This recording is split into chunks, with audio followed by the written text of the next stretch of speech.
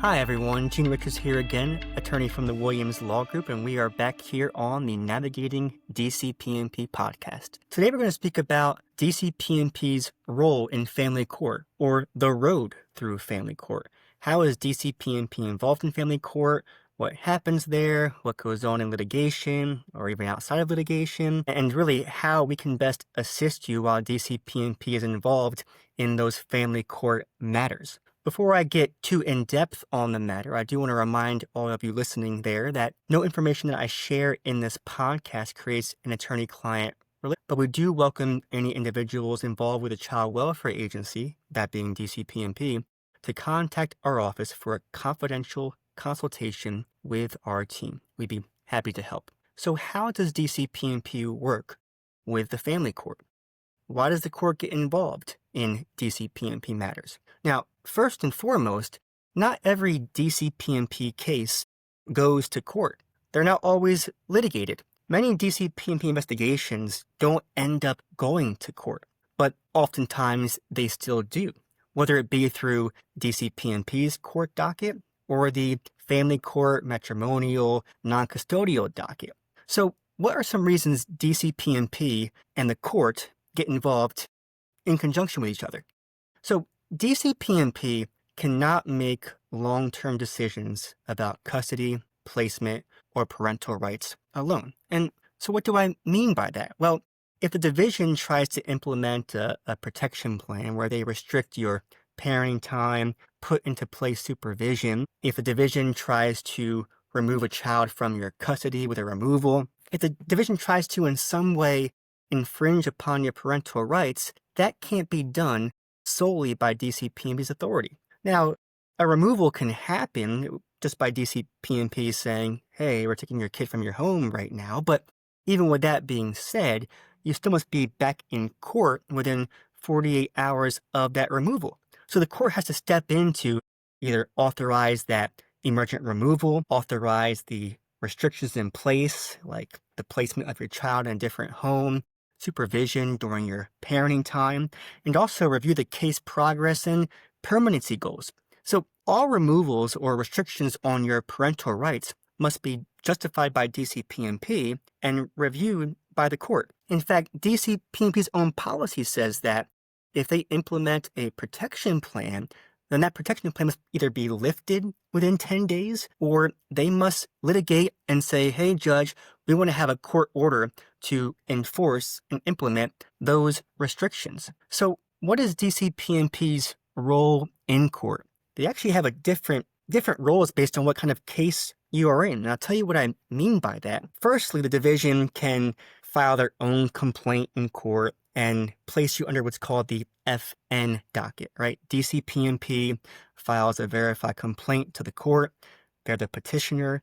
DCP&P in the complaint tells the judge why they are filing, what their concerns are, and what DCP&P wants the court to order or to enforce. So the FN docket is the docket that initiates cases with child welfare agency like DCP&P, where the court will determine should that court have care and supervision over the case, over your family, over the child. Should the division or the court have jurisdiction over the case and implement services.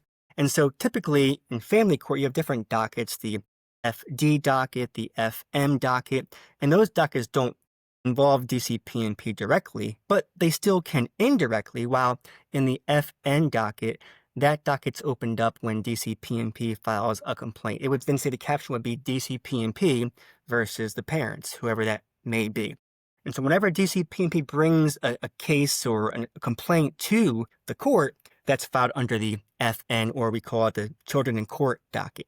Now, once they do that, their attorney, who's called the Deputy Attorney General, presents evidence and presents recommendations and argument as to why the division and the court should be involved in your family's life. Of course, as well, the other attorneys, whether it be the law guardian, the attorney for the children or child, or your attorney, can also present evidence and recommendations and argue as to why the court and DCP&P need not be involved. At that initial hearing, and also hearings that follow that initial hearing, oftentimes the division's caseworker may testify as to the contents of the complaint, DCP&P's concerns, maybe the progress that's happened since the complaint was filed or in between court hearings. But in each and every step, DCP&P must prove why their intervention and why the court intervention is necessary, and why their intervention and their requests for services or restrictions are in the child's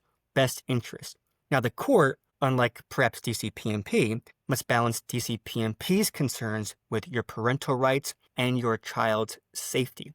Now, see, oftentimes you may think the judge is going to, in some way, rubber stamp or whatever DCP&P says will go. But the judge is not an employee of DCP&P and has their own abilities to come to their own conclusions. Now, I want to go back to the other situations where DCP&P might be involved, and it kind of gets into our second point as to how the system is flawed. So in other dockets, like the FD docket, which is when unmarried couples have an issue of custody or parenting time, or the FM docket, the matrimonial docket during a divorce or perhaps a post-divorce issue comes up, DCP&P can still be involved in those cases as well. Now, it's not when they file a complaint with court, but because there's an open DCP&P investigation, there's perhaps a pending motion in the FM docket or the FD docket, the concerns of DCP&P are also important to the judge in that type of case. And so in many ways, the system is flawed in that sense, and I'll tell you a number of reasons how so. Say, for example, you have a concern of neglect or abuse of your child when in the care of the other parent. You make a referral or a referral is made to DCP&P, and you think, great, DCP&P is going to file a complaint against the other parent. DCP&P is concerned with the safety and well-being of my child, and they're going to take it on from here with their attorney and filing a complaint. Well, oftentimes DCP&P says, oh, how about you file your own emergent application in family court and have the court decide without us being as heavily involved. And they're trying to essentially make you do the work for them. Now, in those situations, the court may ask DCP&P for updates and how everything is going and what's going on and do you have any concerns. But essentially, the burden of proof is on you to show the court why DCP&P is or should be concerned or is concerned, or why your child is not safe in the other parent's care. And so oftentimes when that route is taken under a different, there's not as much perhaps legwork done by DCP&P, and a lot of it's being put on you instead. And so it's important to try and push for DCP&P, whether it be through counsel, through their counsel, through conversations, to push them into doing their job and taking action. Because oftentimes DCP&P, who they have their own cases, they have their own things to do in the office, there are thousands of cases they got going on within their own office as well, they may say, oh, well, you can file your own emergent application and that'll take care of it. Sure, that's somewhat true, but in those situations, you don't have a law guardian appointed for your child, you don't have an attorney for DCP&P present during that litigation. Evidence, the discovery from DCP&P isn't as easily reviewed or seen. And I'll give an example of that as well. Under the DCP&P docket, when they file a complaint, when their role is more direct in a family court proceeding, your attorney has access to the DCP&P records, their complaints, the contact sheets, exhibits, evaluations. Everything is given to your attorney when it's DCP&P who files a complaint. Now, when you are in court and have a DCP&P issue, whether it be against you or the other parent, and DCP&P has not filed a complaint, right? It's coinciding with a divorce matter or another family court custody matter, your attorney doesn't have access to those files, DCP&P records, evaluations, contact sheets, even their recommendations at times. And so where you get in trouble is where you have an attorney representing you in a matrimonial matter, in a custody matter that's not in the DCP&P docket, and that attorney doesn't have the experience in dealing with a DCP&P case. Because even in those dockets, DCP&P can drive what happens next, right? So it's important to have an attorney who understands how DCP&P operates, whether it be in the DCP&P FN docket, whether it be in the FD, a non-dissolution docket, when it's an unmarried couple that has a custody issue or child support issue, whether it be the FM docket, a matrimonial matter, or a post-divorce situation. Because even in those cases, DCP&P can drive what happens next. They can drive what's mentioned in court orders and can have a great influence upon that judge. And to that point as well, right, when you want to have access to DCP&P records, well, there is an avenue to be able to review, whether it be in camera or at the courthouse, that being your attorney, to see that file and to figure out what has DCP&P done or seen, what are the concerns about you or the other parent, if any. And oftentimes, attorneys who don't have experience in DCP&P matters won't know how to appropriately request for those records or to review those records. And another really main point to make, and I see it all the time, right? It's important to know who the players are, who are the attorneys for DCP&P in different offices. There are 50 plus offices that DCP&P has, local offices in New Jersey. Some counties have 1, some counties have up to 8. And so it's important to have contact or have knowledge of where each attorney works, if you know them personally, through different cases, through other courthouses or other hearings. And so when you know who to contact and have a close connection with those who are making decisions, making recommendations, it's easier to get information and answers. And I'll tell you what I mean by that. I had a case recently where it wasn't even under the DCP&P docket.